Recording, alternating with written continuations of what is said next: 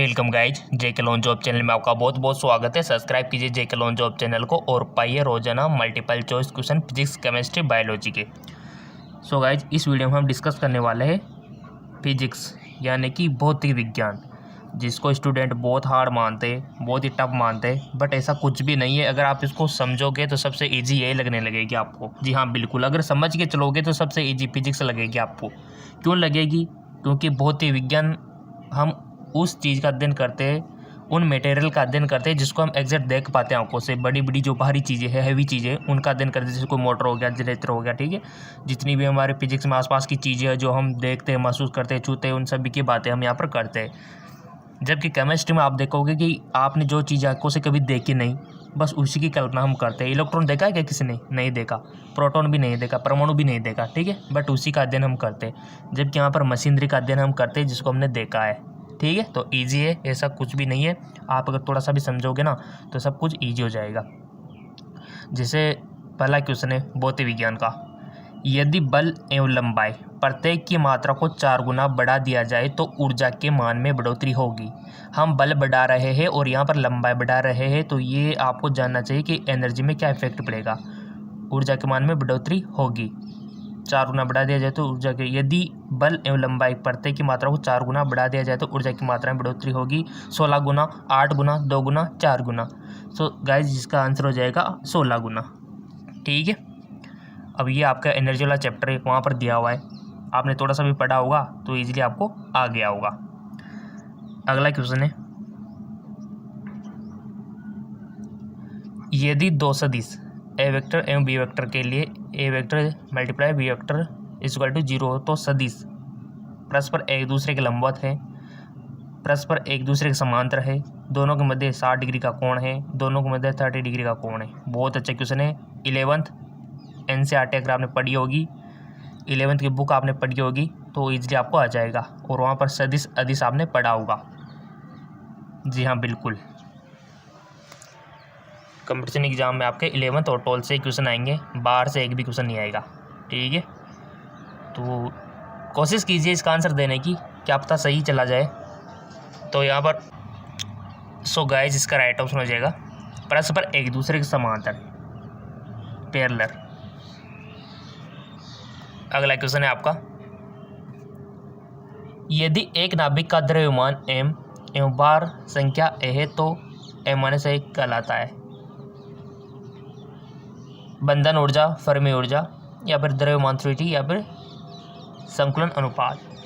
सो इसका right option हो जाएगा आपका संकुलन अनुपात। जहाँ पर समझाने वाली बात आएगी हम आपको समझाएंगे, क्योंकि ये ज़्यादातर थ्योरेटिकल बेस है।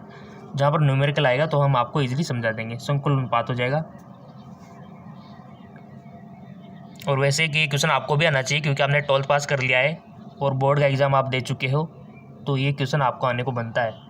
यदि कोई वस्तु नियत गति से वर्तीय मार्ग पर चलती है तो कोई कार्य नहीं हुआ है, वस्तु में कोई त्वरण उत्पन्न नहीं हुआ है, वस्तु पर कोई भी बल नहीं लग रहा है, उसका वेग सदैव स्थिर है। इंग्लिश में आप देख सकते हो, इंग्लिश भी यहाँ पर दिया हुआ है। When a body move with a constant speed along with circle, no work is done, no acceleration, ठीक है। ये आप देख सकते हो इंग्लिश में भी यहाँ पर। जहाँ पर हिंदी में किसी को दिक्कत है तो इंग्लिश भी यहाँ पर दिया हुआ है आपकी सुविधा के लिए। देखो, कोई भी वस्तु अगर नियत गति से वर्तीय मार्ग पर चलती है तो सबको पता होगा ये तो कि क्या होगा। जहाँ से स्टार्ट है वहाँ वापस ख़त्म है, तो समझ गए होंगे। बहुत सारों ने तो राइटिंग भी लगा दिया होगा।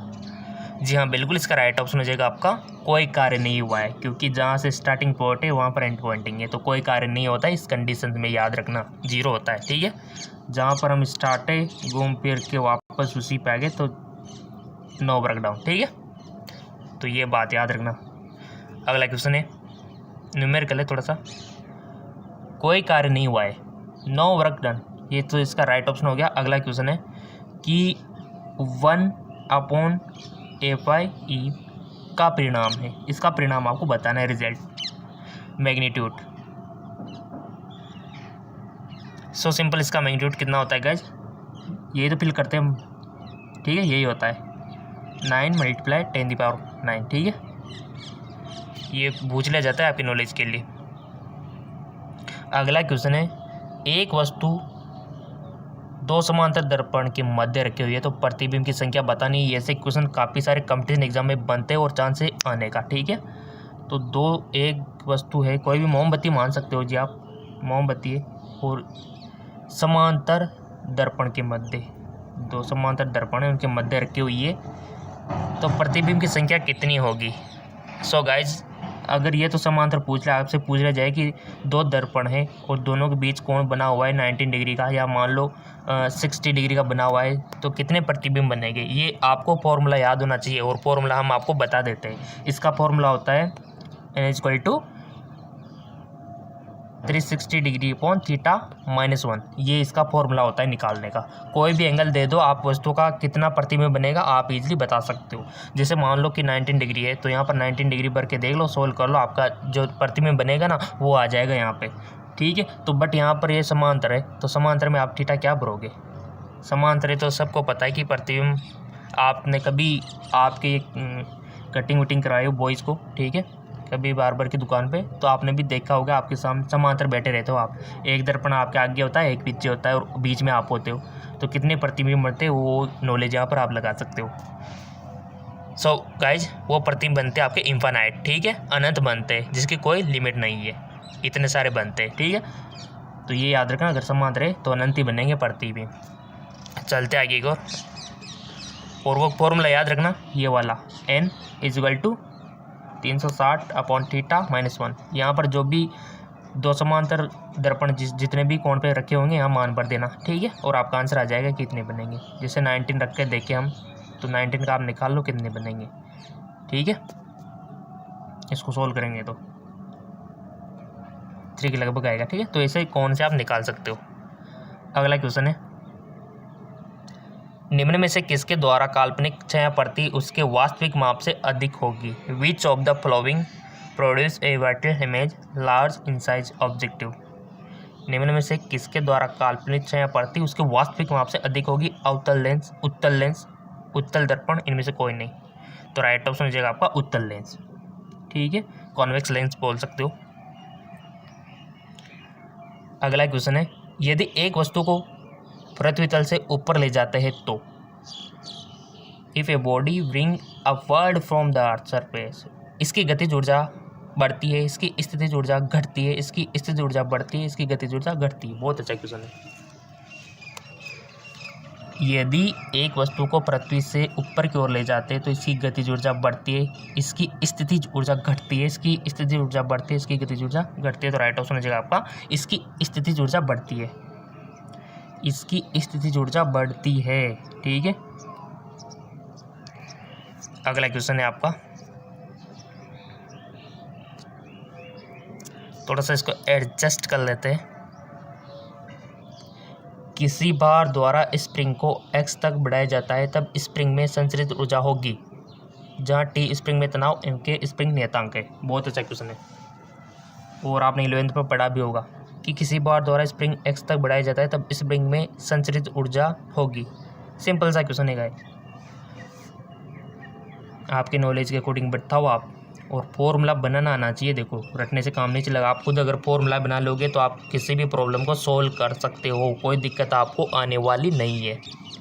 सो गाइस इसका राइट ऑप्शन हो जाएगा आपका T2/2K, ठीक है, T2/2K इसका राइट ऑप्शन हो जाएगा। अगला क्वेश्चन है, किसी बल द्वारा किया गया कार्य शून्य होता है।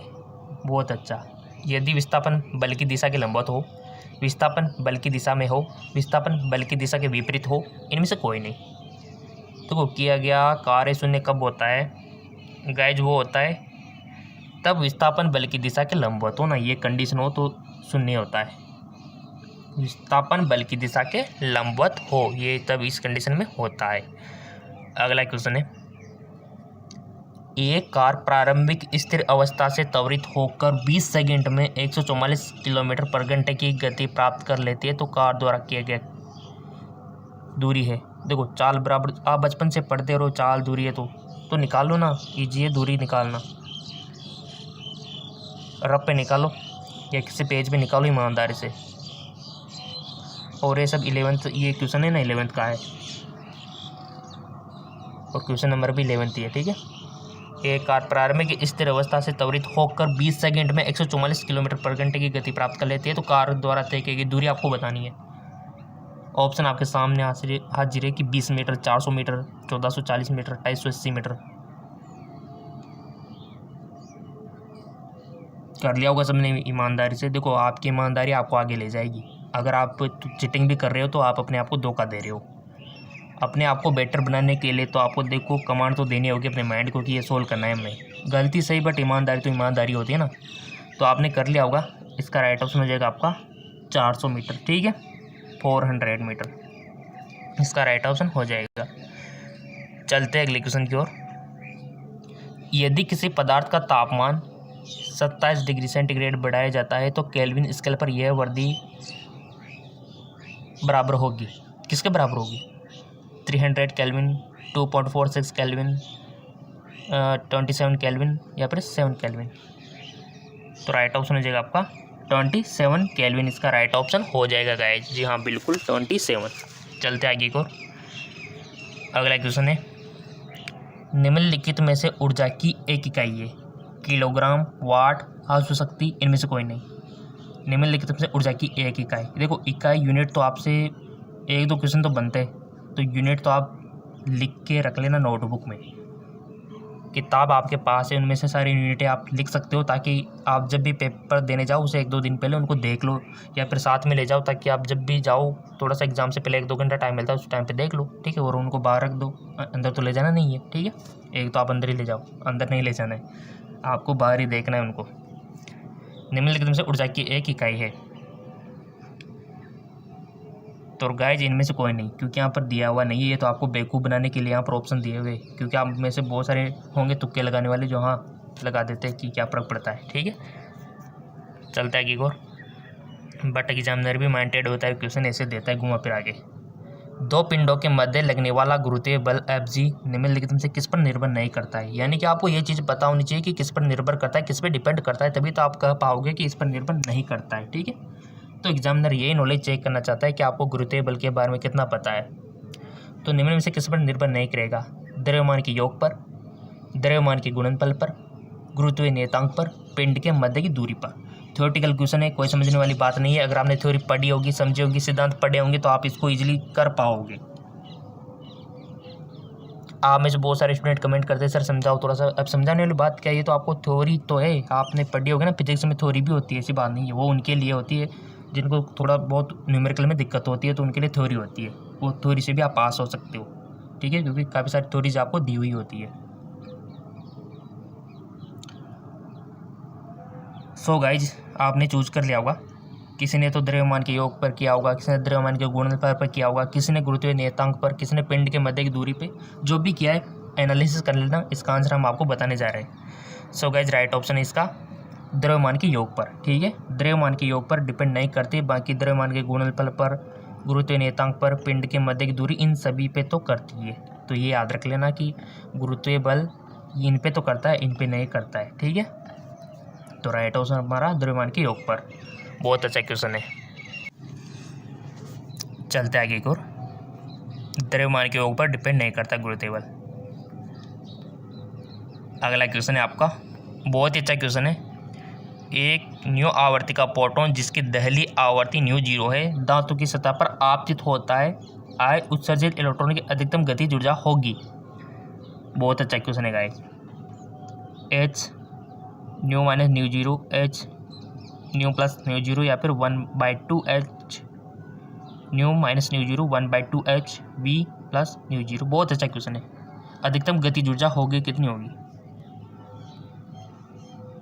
सो गाइस, जिसका राइट ऑप्शन होगा आपका एच न्यू माइनस न्यू 0। ठीक है, पहला वाला सही है।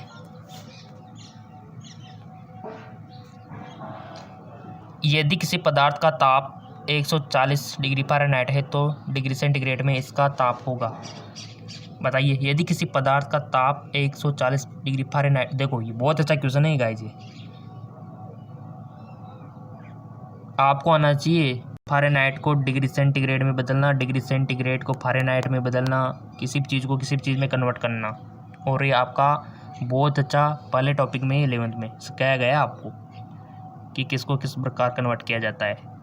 तो यहाँ पर ऑप्शन है आपके सामने 105, 32, 140, 60 आपको क्या बताना है, 140 फ़ारेनहाइट को बदलना है डिग्री सेंटीग्रेड में। तो बदलो, पेन चलाओ ताकि आपको थोड़ी सी नॉलेज बढ़े, ठीक है, ईमानदारी से।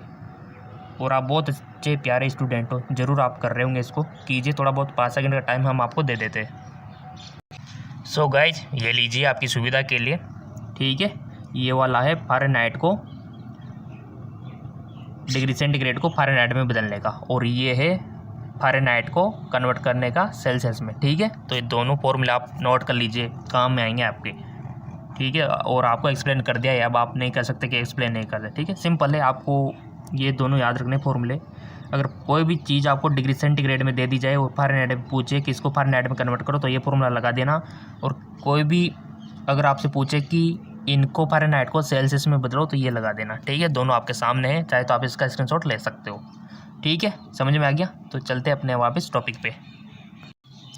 सो गाइस, जैसे आप फॉर्मूला यहाँ पर अप्लाई करोगे, हमने आपको फॉर्मूले दोनों बता दिए, ठीक है। तो यहाँ पर आपको यदि किसी पदार्थ का ताप यहाँ पर फ़ारेनहाइट में दिया हुआ है, तो आपको सेंटीग्रेड में बदलना है, सेल्सियस में, ठीक है। तो इसका राइट ऑप्शन हो जाएगा, देखो हमने सोल्व किया तो हमारे 60 डिग्री आया, तो आपके भी ऑलमोस्ट ये आना चाहिए 60 डिग्री, और ईमानदार से करना है इसको। चलते हैं अगले क्वेश्चन की ओर।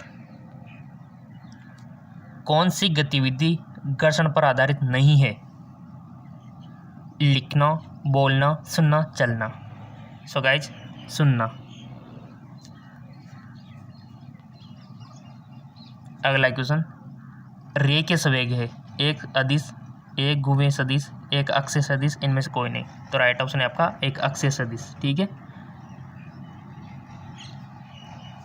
अगला क्वेश्चन, मुक्त आकाश में, बहुत ही अच्छा क्वेश्चन है गाइस, बहुत ही अच्छा, कि मुक्त आकाश में निरपेक्ष पारगम्य में है। तो राइट ऑप्शन सीधा सा इसका तो 4, 5 × 10⁻⁻⁷।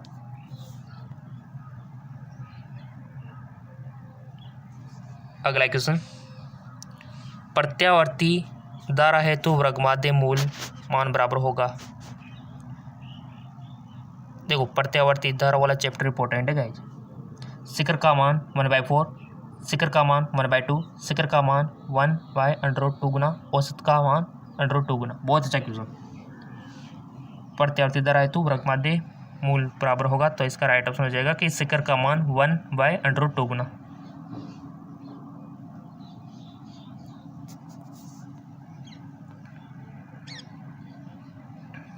अगला क्वेश्चन, नाभिक के द्रव्यमान का भार, the mass number of nucleus, हमेशा इसके परमाणु भार में कम होता है, हमेशा इसके परमाणु भार से अधिक होता है, कभी कभी परमाणु भार से कम और कभी कभी बराबर, कभी कभी परमाणु भार में अधिक और कभी बराबर होता है। तो राइट ऑप्शन हो जाएगा आपका कभी कभी परमाणु भार से अधिक और कभी कभी बराबर होता है, ठीक है। कभी कभी परमाणु भार से अधिक और कभी कभी बराबर होता है, इसका राइट ऑप्शन हो जाएगा, ठीक है। चलते आगे की ओर। अगला क्वेश्चन है आपका, देखो क्वेश्चन सारे इंपॉर्टेंट है, अगर ये भी क्वेश्चन आपको कम लग रहे हो तो एक और चैनल है GK MCQ MK channel, link नीचे डिस्क्रिप्शन में दिया हुआ है। अगला क्वेश्चन है आपका, लेंज के नियम का परिणाम किसके संरक्षण के सिद्धांत की पुष्टि करता है? आवेश, धारा, संवेग, ऊर्जा। बहुत अच्छा क्वेश्चन है, लेंज का नियम आपने पढ़ा हुआ है 12th physics. So guys, length के नियम का परिणाम उसके संरक्षण के सिद्धांत की पुष्टि करता है, राइट ऑप्शन हो जाएगा ऊर्जा की, ठीक है, एनर्जी। अगला क्वेश्चन है, दूरबीन की विवेदन क्षमता निर्भर करती है। बहुत अच्छा question. The resolving power of telescope depend on, किस में डिपेंड करती है दूरबीन की विवेदन क्षमता? नेत्रिका, लेंस के पक्ष दूरी पर, वस्तु लेंस की पक्ष दूरी पर, दूरबीन की लंबाई पर, वस्तु लेंस के व्यास पर, किस पे डिपेंड करती है दूरबीन की विवेदन क्षमता? The resolving power of telescope depend on, choose कर लिया हुआ, लेट मी चेक, इसका राइट ऑप्शन है वस्तु लेंस के व्यास पर, ठीक है। 4th ऑप्शन सही हो जाएगा, इस पर डिपेंड करती है वस्तु लेंस के व्यास पर। अब मानो एक क्वेश्चन ऐसे भी आ सकता है कि आपको निर्भर वाली चीज़ें सारी दे दी जाएगी और एक निर्भर नहीं वाली दे दी जाएगी। ऐसे क्वेश्चन बना सकता है कि दूरबीन की विभेदन क्षमता किस पर निर्भर नहीं करती है। ठीक है, तो एक क्वेश्चन आप भी थोड़ा बहुत दिमाग लगाएगा, क्योंकि एग्जामिनर क्रिएटिविटी करके कुछ ऐसे क्वेश्चन बना देते हैं। अगला क्वेश्चन है, कुंडली में वृद्ध चुंबकीय फ्लक्स किसके समानुपाती होता है? ठीक है, magnetic flux associate with A coil in the directly. कुंडली से संबंध, कुंडली वो नहीं है जो आपकी कुंडली होती है। ठीक है, कुंडली देख लो, कॉइल्स की बात हो रही है, कुछ इस प्रकार की होती है। ठीक है, फ्लक्स किसके समानुपाती होता है? उनमें प्राइव धारा के, कुंडली की लंबाई के, कुंडली के प्रतिरोधकता के, या फिर सभी पे, all of this. So right question तो आप चूज कर ही लोगे, बट आपने अभी तक फेसबुक और इंस्टाग्राम पे फॉलो नहीं किया तो कर लेना।